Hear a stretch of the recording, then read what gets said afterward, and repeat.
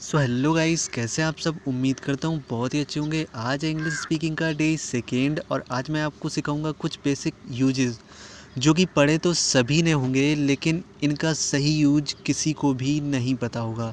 आज मैं आपको इनका सही यूज पढ़ाऊंगा और वीडियो के लास्ट में एक ऐसी चीज़ बताऊंगा जो कि आप किसी से भी पूछोगे तो उसको नहीं पता होगा। मैं इस बात की शर्त लगा सकता हूँ। तो आइए आगे देखते हैं।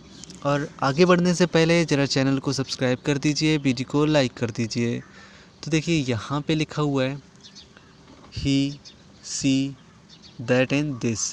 तो गाइस यहाँ पे ये लिखा हुआ है ही, सी, दैट। इन तीनों का मतलब होता है वह। लेकिन क्या आपको पता है कि ही को कहाँ पे यूज करेंगे, सी को कहाँ पे यूज करेंगे और दैट को कहाँ पे यूज करेंगे? तो मैं आपको बता देता हूँ। ही को यूज करेंगे जब भी हिंदी सेकेंड में वह लिखा होगा, यानी कि हिंदी सेंटेंसेस में वह लिखा होगा और उसके बीच में लड़का, आदमी, नौकर, भाई, दोस्त, यानी कि पुरुष जाति का बोध होगा। अगर लगे कि ये पुरुष है तो वहाँ पर हम ही लगाएंगे।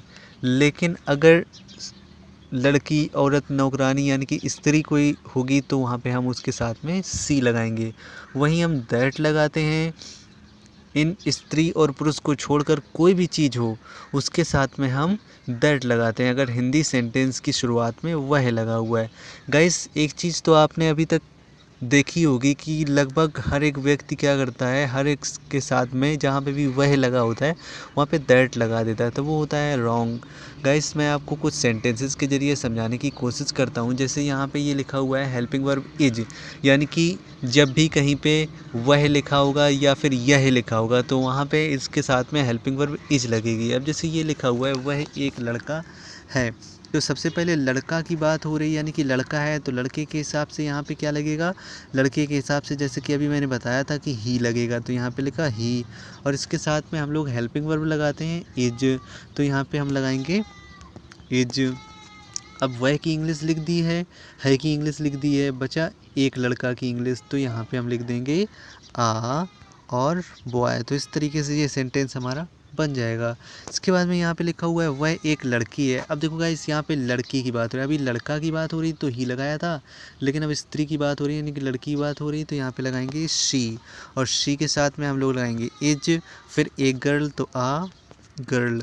और यहाँ पे देखिए लिखा हुआ है वह एक कार है, और जो कार होती है ना ही स्त्री है और ना ही पुरुष है, तो गाइस इसके साथ में हम लोग लगाएंगे दैट। यानी कि मैंने अभी बताया था कि दैट लगाते हैं हम लोग स्त्री व पुरुष को छोड़कर सभी के साथ, तो यहाँ पे लगा दिया दैट इज़ अ कार। तो इस तरीके से हम लोग सेंटेंस बना लेते हैं।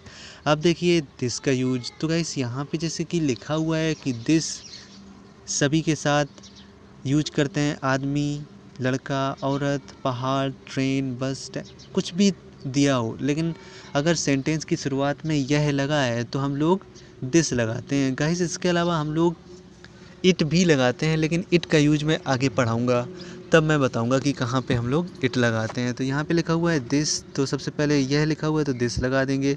और दिस के हिसाब से जैसे कि मैंने बताया कि इन सभी के साथ में हेल्पिंग वर्ब इज लगती है, तो यहाँ पे लगा दिया इज आ, फिर इसके बाद में हम लिख दिया टी भी, तो ये सेंटेंस बन गया। इसके बाद लिखा है यह एक कार है, तो हम बनाएंगे दिस इज आ, और ये हो गया कार। तो इस तरीके से सेंटेंस हमारा बन गया। अब यहाँ पे देखिए ये लिखा हुआ है यह एक लड़की है, तो यहाँ पे हम शी लगाएंगे या फिर दिस लगाएंगे। तो गाइस, आपको पता है कि यहाँ पे यह लिखा हुआ है तो यहाँ पे लगाएंगे दिस इज आ गर्ल। और आप एक चीज़ देख रहे होंगे कि मैं ए को आ बोल रहा हूँ। गाइस, इंग्लिश में हम लोग ए जो लिखा होता है अभी तक प्रोनाउंस करते थे, जो भी कुछ किया होगा आपने मुझे नहीं पता, लेकिन यहाँ पे इंग्लिश में हमेशा ये जो ए लिखा हुआ ना इसको आ बोलना चाहिए, तो ये हो जाएगा आ गर्ल। इसके बाद में गाइस मैं आपको बताता हूँ दे, दोज एंड दीज का यूज। ये लिखा हुआ है दे, दोज एंड दीज का यूज, जैसे कि आपको पता ही होगा कि दे और दोज दोनों का ही मतलब वे होता है। अब बात यहाँ पर आती है कि इन दोनों के साथ में हम दीज कहाँ पे लगाएंगे, सॉरी दोज कहाँ पे लगाएंगे और दे कहाँ पे लगाएंगे। तो गाइस मैं बता देता हूँ कि दे लगाते हैं मानव जाति के साथ में। आपको समझ में आए कि यहाँ पे कोई मानव होगा, यानी कि लड़का, दोस्त, भाई, राजा, लड़की, नौकरानी, यानी कि इंसान होगा, तो वहाँ पे दे लगाएंगे।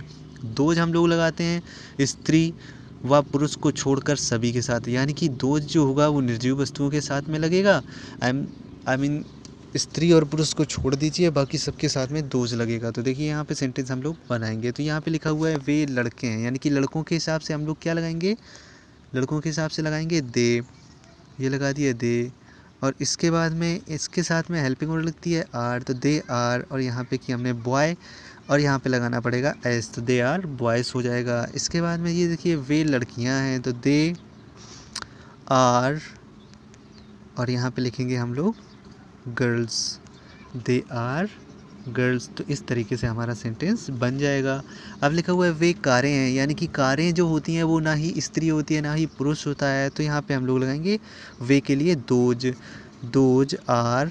और इसके बाद में यहाँ पे लिखेंगे कार्स। तो इस तरीके से ये वाला सेंटेंस भी बन जाएगा। वहीं पे ये लिखा हुआ है दीज, यानी कि दीज जब भी किसी सेंटेंस की शुरुआत में ये शब्द लगा होगा, यानी कि ये लगा होगा, तो हम लोग क्या करेंगे कि दीज लगाएंगे।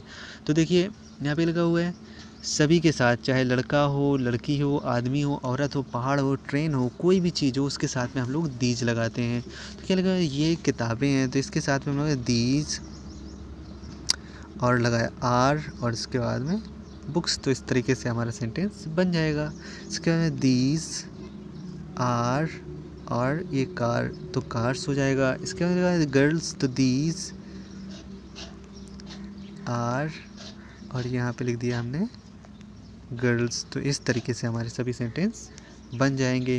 उम्मीद करता हूँ वीडियो बहुत ही पसंद आया होगा। इसके अलावा मैंने आपको शुरुआत में बोला था कि मैं कुछ एक्स्ट्रा बताने वाला हूँ, तो गाइस मैं आपको बता देना चाहता हूँ कि मैं क्या एक्स्ट्रा बताने वाला था। तो जैसे कि यहाँ पे लिखा हुआ है, मैंने अभी लिख दिया है इंडिया। गाइस मैं आपसे यही बताने वाला था ये जो इंडिया लिखा हुआ है इसके साथ में, यानी कि इसकी बिगिनिंग में आप ए लगाओगे या एन लगाओगे, आप बताइए क्या लगाओगे। तो कई लोग सोच रहे होंगे इसके साथ में श्योरली एन लगेगा। तो गाइस मैं आपको बता देना चाहता हूँ ना ही इनके साथ में ए लगेगा ना ही इसके साथ में एन लगेगा। गाइस ये एक पर्सनल प्रोनाउन है, यानी कि पर्सनल प्रोनाउन के साथ में हम लोग ए और एन नहीं लगाते हैं। तो गाइस इसके साथ में ना ही एन लगेगा ना ही ए लगेगा। अगर हम चाहें तो इसके साथ में दा लगा सकते हैं।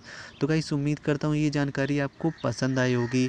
अब मैं आपको बताता हूँ होमवर्क। तो गाइस आपको करना क्या है, ये जितने भी मैंने सेंटेंसेस पढ़ाए हैं, ही, सी, दैट एंड दिस, इसके अलावा यहाँ पे मैंने पढ़ाया है दे, दोज एंड दीज। गाइस मैं आपको बता देना चाहता हूँ कि आपको इन सेंटेंसेस की प्रैक्टिस ज़रूर करनी है। प्रैक्टिस कैसे करेंगे गाइस, आपको 10 सेंटेंस राइट करने हैं जो कि हिंदी टू इंग्लिश होने चाहिए, यानी कि नोटबुक पे हिंदी में सेंटेंस राइट करो और इसके बाद में उनको बनाओ। और इसके बाद में कम से कम इतना तेज़ उन्हीं इंग्लिश वाले सेंटेंसेस को पढ़ना है कि आपके कानों को तो ज़रूर सुनाई दे। दूसरा काम ये है कि कम से कम 10 सेंटेंस आप ऐसे बनाइए जिसमें हिंदी ना लिखी हो, जैसे कि डायरेक्ट आपको इंग्लिश से इंग्लिश लिखनी है, जिससे कि आपका क्या होगा कि ये सेंटेंसेस आपकी ज़ुबान में चढ़ जाएंगे। और ज़ुबान पर ही चढ़ाना है, क्योंकि इंग्लिश जब हम सीखते हैं तो हमारा इंग्लिश जो है ना वो लैंग्वेज है, और लैंग्वेज को हमेशा बोला जाता है। तो बोलने के लिए हमें इंग्लिश को ज़ुबान पर चढ़ाना पड़ेगा। तो गाइस, और ज़ुबान पे चढ़ाने के लिए हमें सेंटेंसेस को बोलना पड़ेगा। जो भी सेंटेंस मैं पढ़ाता हूँ या फिर कोई भी टीचर आपको पढ़ाता है तो उनको आप ओरल में बोलिए ज़रूर, यानी कि आप नोटबुक पे राइट कर लीजिए और उसके बाद में आपको बोलना ज़रूरी है। तो गाइस उम्मीद करता हूँ वीडियो आपको अच्छा लगा होगा। गाइस जाने से पहले सब्सक्राइब ज़रूर करके जाना, भले ही मैं नया हूँ लेकिन मैं उम्मीद करता हूँ कि आप मेरा सपोर्ट ज़रूर करोगे। और मिलते हैं नेक्स्ट वीडियो में, तब तक के लिए बाय।